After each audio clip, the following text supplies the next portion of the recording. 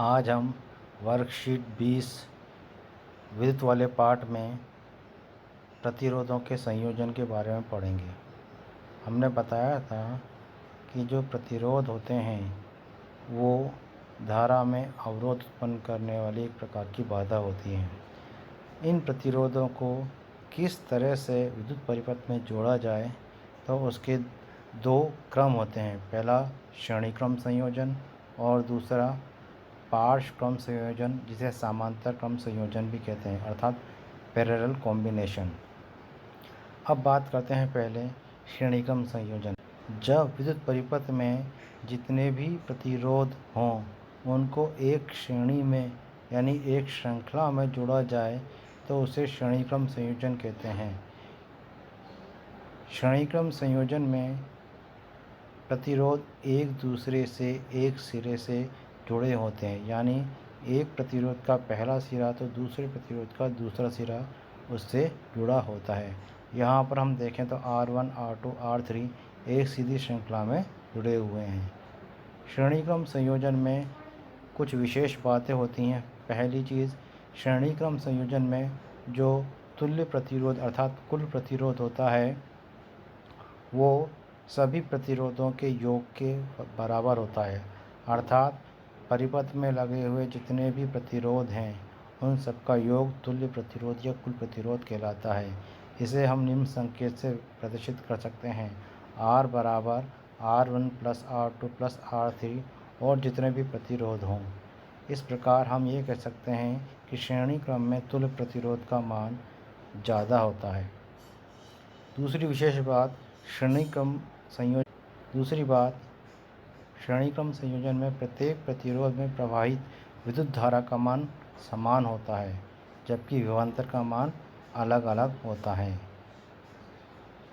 विद्युत वितरण में खंभों पर जो लाइन डाली जाती है वो श्रेणी क्रम में होती है, जबकि घरों में उपकरणों को समान वोल्टता प्रदान करने के लिए पार्श्व क्रम संयोजन या समांतर क्रम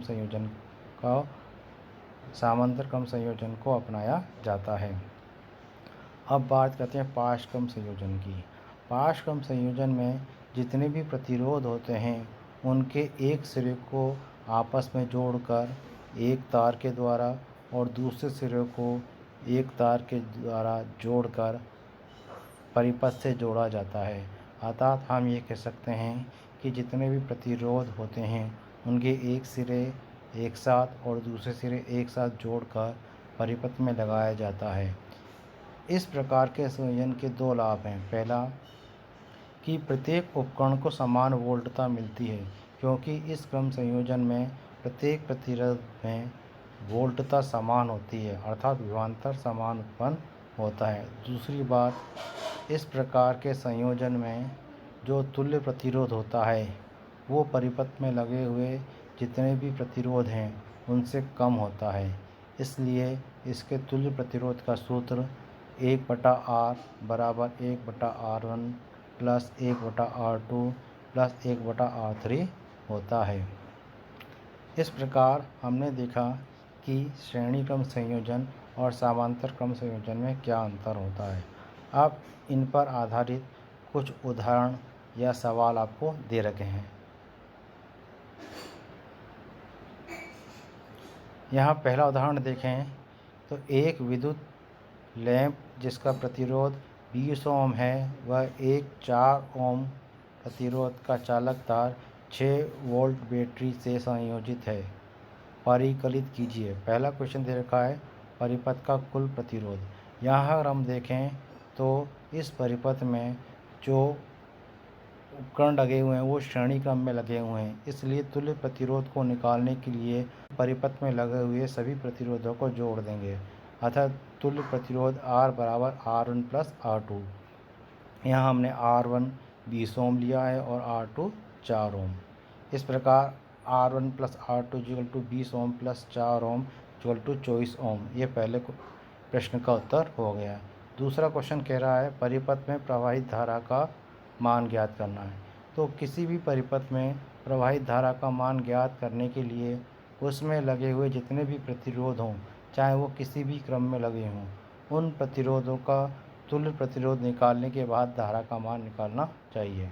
यहाँ हम देखें तो बैटरी के टर्मिनल यहाँ पर हम देखें तो बैटरी के टर्मिनल पर उत्पन्न विभवांतर 6 वोल्ट है। अतः V बराबर IR होता है। उसके आधार पर I बराबर V/R होता है। या V का मान 6 वोल्ट है और R का मान 24 ओम है।